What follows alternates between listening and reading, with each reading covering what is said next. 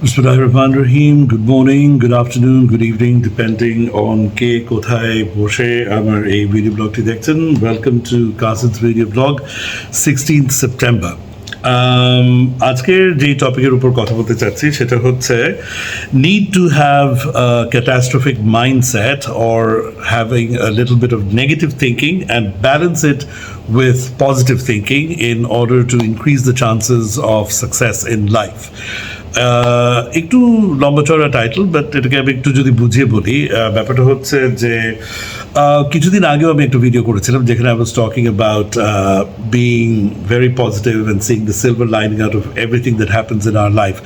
যে কোনো খারাপ কিছু ঘটলে সেটার ভিতর থেকে আমরা আমাদের পজিটিভ জিনিসটা কী হতে পারে সেই পজিটিভ সাইডটার উপরে এমফাসিস দেওয়া। সো হ্যাঁ, সেটা খুব দরকার আমার সবার লাইফে, কারণ এটা দিয়ে আমরা স্ট্রেসকে কমাতে পারি, আমরা অনেক রকম প্রবলেমস যেগুলো হয় আমাদের লাইফে সেগুলো আমরা কোপ করতে পারি বেটার। কিন্তু একই সাথে নেগেটিভ থিঙ্কিংও দরকার, এটা একটু বলতে চাচ্ছি। কিছুদিন আগে আমি ওয়াজ ওয়াচিং এ ভিডিও যেখানে বলা হচ্ছিল যে মানে এক্সপেক্টিং দ্য ওয়ার্স্ট আউটকাম এটা কখনো করা উচিত না, কারণ এটা করলে যেটা হয় মানে তারা যেটা বলার চেষ্টা করছিল যে মানে ওই নেগেটিভ থিঙ্কিং আপনি যদি করতে থাকেন তাহলে you are pulling the negative outcome closer to yourself. যে খারাপ কথা চিন্তা করলে খারাপটাই হবে, আর খারাপ কথা চিন্তা করলে আপনার মানে শরীর স্বাস্থ্য সব কিছু রিয়্যাক্ট করবে ইন দ্য সেম ওয়ে যে অ্যাকচুয়ালি ঘটনাটা আপনার সাথে ঘটছে। তো সেই ক্ষেত্রে তখন আপনার মানে শারীরিকভাবেও আপনি আস্তে আস্তে অসুস্থ হয়ে যাবেন, কারণ আপনি স্ট্রেসড আউট থাকবেন, আপনি ওয়ারিড থাকবেন, এবং অ্যাকচুয়ালি দুর্ঘটনা একটা কিছু ঘটলে তারপরে আপনার উপর দিয়ে যে শারীরিক মানে প্রেশারটা যাওয়ার কথা, তো বলা হচ্ছে যে আপনি মানে নিজেকে ওই খারাপ জিনিসগুলো নিয়ে বেশি ওয়ারি করলে বা চিন্তা করলে ওই জিনিসগুলো আপনার উপরে এমনিও মানে সেম এফেক্টগুলো হবে। তো আমি যেটা বলতে চাচ্ছি সেটা হচ্ছে যে অ্যাকচুয়ালি সেই জিনিসগুলো আপনার উপরে এফেক্ট তখনই আসবে যদি আপনি আসলে ওটা নিয়ে অবসেসিভ হয়ে যান, মানে আপনি খারাপ জিনিসটা হবে হবে হবে এটা ভাবতে থাকেন, এবং মানে আপনি যদি ওয়ারি করতে থাকেন যে এই খারাপ জিনিসটা আমার সাথে হতে যাচ্ছে, হচ্ছে সামনে হতে যাচ্ছে, এখন আমি কি করবো আমি জানি না, আমি কি করবো আমি বুঝতে পারছি না, এইভাবে যদি চিন্তা করেন তখন দেখবেন যে এটা আপনার শরীর স্বাস্থ্যকে এফেক্ট করছে এবং এটা আপনাকে খুব একটা মানে খারাপ একটা মেন্টাল স্টেটের মধ্যে নিয়ে যাচ্ছে। যদিও হয়তো মানে এত আগে থেকে অত খারাপ মেন্টাল স্টেটে যাওয়ার মতো কিছু হয়নি, বা আলটিমেটলি হয়তো যেটা নিয়ে ঘাবড়াচ্ছেন সেটা ইভেন্চুয়ালি হয়তো হবেও না। সো সেই ক্ষেত্রে তখন all that worry and stress has gone, মানে এটা একটা বৃথা একটা মেন্টাল এফার্ট বা এক্সারসাইজ হিসেবে গিয়েছে। তো ব্যাপারটা যেটা সেটা হচ্ছে কি, কিন্তু এটা হয় না, মানে আপনার উপর দিয়ে সেই মেন্টাল প্রেশারটা যাবে না আপনি যদি এটাকে খুব সুন্দরভাবে ব্যালেন্স করতে পারেন উইথ পজিটিভ থিঙ্কিং। সো আমি মেইনলি ওই জিনিসটাই আজকে বলতে চাচ্ছি, কারণ জিনিস কি মানে আমাদের সবার খেয়াল রাখতে হবে যে শুধু নেগেটিভ থিঙ্কিং ওয়ারি করতে থাকলে কাজ হবে না। হ্যাঁ, আপনি যদি শুধু চিন্তা করতে থাকেন যে ও মাই গড ও মাই গড ও মাই গড আমার কী হবে আমার কী হবে আমার কী হবে, তাহলেও আপনি আসলে মানে শুধু নেগেটিভ থিঙ্কিং অ্যান্ড ওয়ারি করেও আপনি আসলে লাইফে কোথাও এগোতে পারবেন না। কারণ তখন যেটা হয় যে আপনি এত ভিতরের নেগেটিভিটি চলে আসে, এত ভয় চলে আসে, এত ভীতি চলে আসে যে আপনি কোনো কিছু ভালো কিছু করার আপনি ওই এনথুজিয়াজম হারিয়ে ফেলবেন, এবং আপনি মানে কোনো কিছু অ্যাটেম্পটই করবেন না, করতে চাবেন না। আবার অপোজিটে যদি আপনি শুধু পজিটিভ চিন্তা করেন সেটাও ইট ডাজন্ট ওয়ার্ক, বিকজ শুধু পজিটিভ চিন্তা যদি করতে থাকেন যে না আমি ধরে নিয়েছি এটা হবে, তো এটা হবে এটা হবে এটা হবে এটা হবে, সো এটা বারবার চিন্তা করতে থাকলে যেটা হয় কি তখন মানুষ আর যদি না হয় তাহলে কি হবে এটা চিন্তা করে না, আর যদি না হয় তাহলে কি হবে এটা চিন্তা না করলে যেটা দেখা যায় যে অ্যাকচুয়ালি যখন কোনো একটা জিনিস আমি চাচ্ছি খুব চেষ্টা করছি, if it does not work তখন এটা আপনার উপরে কিন্তু একটা ডিসঅ্যাপয়েন্টমেন্ট ডিসইলিউশনমেন্ট মানে ওই জিনিসটা কিন্তু প্রচণ্ড রকমভাবে হিট করে। আর যতই পজিটিভলি আমরা চিন্তা করি না কেন, যতই চেষ্টা করি না কেন, দেখা যায় যে আপনি 10টা জিনিস নিয়ে খুব বেশি এফার্ট এবং মানে প্যাশনেটলি ট্রাই করলেও খুব লাকি এবং যে খুবই লট অফ ফেভার পাচ্ছে আল্লাহ থেকে, খোদা থেকে, গড থেকে, তারও 5টা-6টার বেশি আসলে সাকসিড করে না। 50%-এর বেশি জিনিসই কিন্তু আসলে ফেল হয়। আর যারা একটু অ্যাভারেজ লাক তাদের দেখা যায় 7-8টা জিনিসে ফেল হয়, 2-3টা জিনিস কাজ হয়। আর যাদের বেশ খারাপ লাক মানে তাদের দেখা যায় যে 10টা জিনিস নিয়ে কাজ করলে হার্ডলি একটা বা দুটা মানে কাজ হচ্ছে, মানে অনেকের ক্ষেত্রে দেখা যায় যে 15-20টা জিনিস নিয়ে ট্রাই করলে গিয়ে একটা কাজ হচ্ছে। সো আমাদেরকে আসলে ধরে নিতেই হবে যে majority of the things that we really want in life or what we working for in life ঠিক হবে না, এটা জানা কথা। এটাকে মেনে নিতে হবে। এটা মেনে নিলেই তখন কিন্তু আপনার আর এত স্ট্রেস ফর্ম করবে না, এত ওয়ারিড হওয়ার কিছু নেই। এরপরে আপনাকে যেটা করতে হবে সেটা হচ্ছে যে in case it does not work, তাহলে আমি কি করব, ওই অল্টারনেটিভটা মানে চিন্তা করতে হবে যে আমি যেখানে যেতে চাচ্ছি সেই জিনিসটা, সেই রাস্তা দিয়ে যদি আমি না যেতে পারি, তাহলে আমি অন্য কোনো রাস্তা দিয়ে সেই জায়গায় যেতে পারবো কিনা সেটার একটা প্রিপারেশন রাখতে হবে।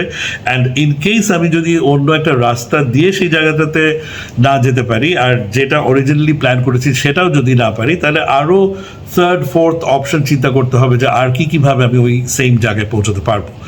আর যদি মনে হয় যে, এবং অ্যাটেম্পটও করতে হবে, এবং সেটা যদি না হয় ওটাও চিন্তা রাখতে হবে যে আচ্ছা ইভেন্চুয়ালি সাপোজ লেটসে আমি মানে মহাখালী থেকে উত্তরের দিকে যাচ্ছি, আমি এয়ারপোর্ট রোডের এদিক দিয়েই তো মোস্টলি যাবো, এটা চিন্তা করে রেখেছি। কোনো কারণে যদি রিয়েলি খুব খারাপ মানে একদম ব্লক হয়েই আছে, তাহলে উত্তরে যাওয়ার জন্য আর কি করা যেতে পারে।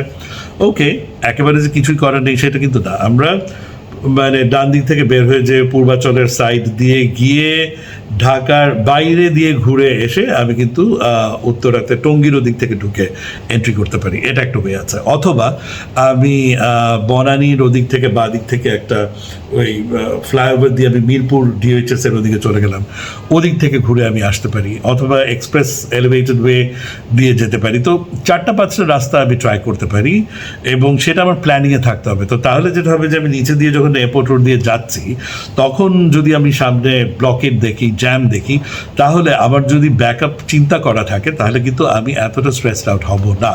আর এটাও আমাকে মাথায় রাখতে হবে যে মানে ধরতেরই বাদি দিলাম আজকে উত্তরে যাব না। সো সেটাও কিন্তু আপনাকে মাথায় রাখতে হবে যে মেবি দেরি করেও পৌঁছানো যেতে পারে, অথবা আজকে আমি যাওয়াই ক্যান্সেল করে দিলাম, যাব না, গেলাম না।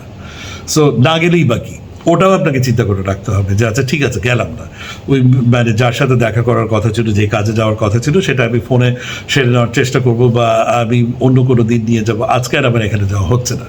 ওকে, সো দ্য থিং ইজ লাইফটাকে আসলে এভাবেই চিন্তা করতে হবে। আপনি কখনো কখনো মানে যেই জায়গাটাতে পৌঁছতে চাচ্ছেন ইন লাইফ, সেই জায়গাটা, যেই ডেস্টিনেশন, যেই টার্গেটটা রেখেছেন, যে গোলটা রেখেছেন ইন লাইফ, সেটাতে যাওয়ার জন্য মাল্টিপল রাস্তা চিন্তা করে রাখতে হবে। আর ইন কেস যদি কোনো রাস্তাই খুব একটা ভালো কাজে না দেয়, তাহলে পুরোপুরিভাবে মানে ভিশনটাকে বাদ দেওয়ার মানে প্রস্তুতিও মেন্টালি রাখতে হবে। So that is catastrophic thinking. ওই লেভেল অফ ক্যাটাস্ট্রফিক থিঙ্কিংটা দরকার। বাট আপনি মানে রওনা হওয়ার পর থেকেই যদি আপনি মাথার মধ্যে রাখতে থাকেন, then I may need to cancel, যাওয়া নাও হতে পারে, রাস্তায় সামনে জ্যাম থাকবে, তাহলে আবার এটা আপনার স্বাস্থ্যের জন্য ক্ষতিকর। That you cannot do. So that is where the delicate balance has got to be struck, যে অন ওয়ান সাইড আমি আসলে ওয়ার্স্টটা চিন্তা করবো যে যাওয়া হবেই না, বা মানে যে রাস্তা দিয়ে যাচ্ছি সেদিকে আমার অসুবিধা হতে পারে, সেই ক্ষেত্রে আমার অল্টারনেটিভ রেডি রাখতে হবে। আর আলটিমেটলি পুরো জিনিসটাও না হতে পারে, সেই ক্ষেত্রে I need to mentally prepare myself, যে আই নিড টু অ্যাকসেপ্ট যে আচ্ছা ঠিক আছে এই জিনিসটা হলো না। এভাবে যদি নিজেকে রেডি করে রাখতে পারি, অতটুকু পর্যন্ত নেগেটিভ থিঙ্কিং বা catastrophe mindset is good. But আপনি যদি মানে একেবারেই নেগেটিভটা না চিন্তা করেন, তাহলে আপনার উপরে আসলে আরও বেশি মেন্টাল স্ট্রেস অ্যান্ড ট্রমা হতে পারে, যখন একটা জিনিস আপনি চাচ্ছেন সেটা যদি if it does not work out for you. So আবার শুধু যদি আপনি মনে করেন যে আজকে রাস্তায় জ্যাম হবে, যেই বা কি লাভ, মানে নাই বা গেলাম, অ্যাটেম্পটই না করলাম, তাহলে আপনি বাসা থেকে বেরোতে পারবেন না। মানে অ্যাট দ্য ভেরি লিস্ট একটু হাওয়া বাতাসটাও যে খেলেন, একটু লাইট দেখলেন, আলো বাতাস দেখলেন, মানে এটাও হবে না। সো সেজন্য অতটুকু সাহস থাকতে হবে যে আমি রওনা ঠিকই দিব, এতটুকু মেন্টাল প্রিপারেশন রাখতে হবে যে হয়তো আমাকে অন্য রাস্তা দিয়ে যেতে হবে অথবা আমি পৌঁছাবো না। এই ব্যালেন্সটার কথাই আমি আসলে বলতে চাচ্ছি, এবং সেই জন্য আমি বলছি যে কিছু পরিমাণ নেগেটিভ থিঙ্কিং, কিছু পরিমাণ catastrophe mindset is very much required. এখন যারা ওই ম্যানিফেস্টেশনে বেশি বিলিভ করে তারা বলবে যে হ্যাঁ, নেগেটিভ চিন্তা করলেই নেগেটিভটা হয়ে যাবে।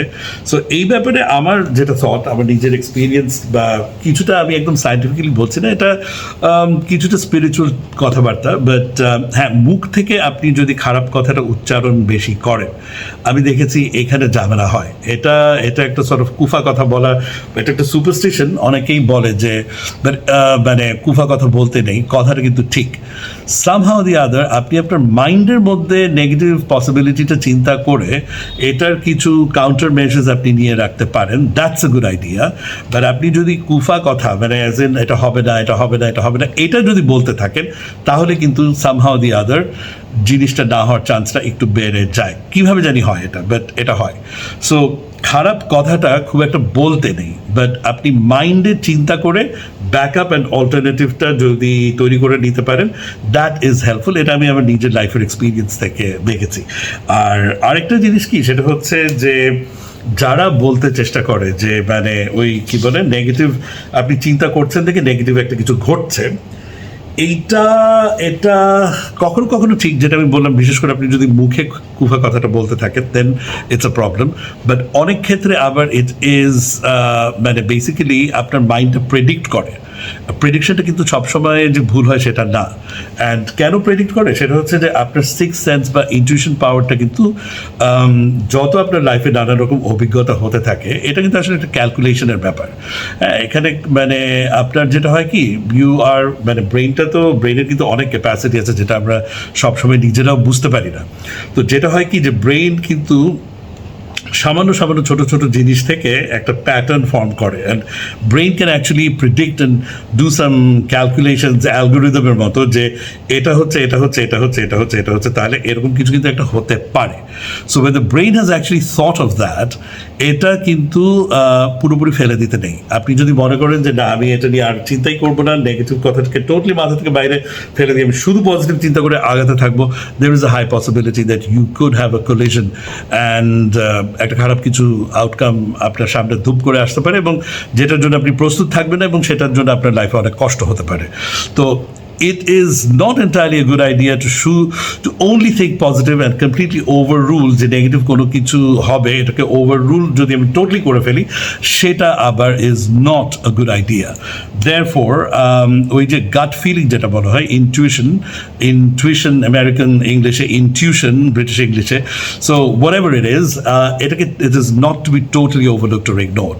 That's the point I am trying to make. So ব্যাপারটা যখন অনেকে বলে যে আপনি নেগেটিভ চিন্তা করছেন দেখে নেগেটিভ জিনিস ঘটছে, কখনো কখনো that is right, but at the same time অনেক সময় একটা নেগেটিভ জিনিস ঘটতে পারে দেখেই আপনার মাথায় কিন্তু নেগেটিভ থটটা আসে, এবং সেই ক্ষেত্রে আপনি সেটা প্রিভেন্টিভ যদি মেজার নিতে থাকেন, তাহলে কিন্তু অনেক ক্ষেত্রে ওই নেগেটিভ মানে পসিবিলিটিটা কমে যায়। Like for example, let's say কেউ একটা মানে ভাবছে যে আমি একটা ঝামেলায় পড়তে যাচ্ছি, মেবি তার অফিসে সে ফিল করছে যে তার বসের সাথে একটা প্রবলেম হচ্ছে, একটা প্রবলেম হতে পারে, সে একটা বকা খেতে পারে, বা তার মানে ক্যারিয়ারে একটা অসুবিধা, একটা টার্বুলেন্স আসতে পারে। এই ফিলিংটা আসা মানে কিন্তু হচ্ছে যে কিছু কিছু জিনিস অফিসে ঘটছে যেটা তাকে কিন্তু মাইক্রো সিগন্যালস দিচ্ছে যে একটা প্রবলেম হচ্ছে।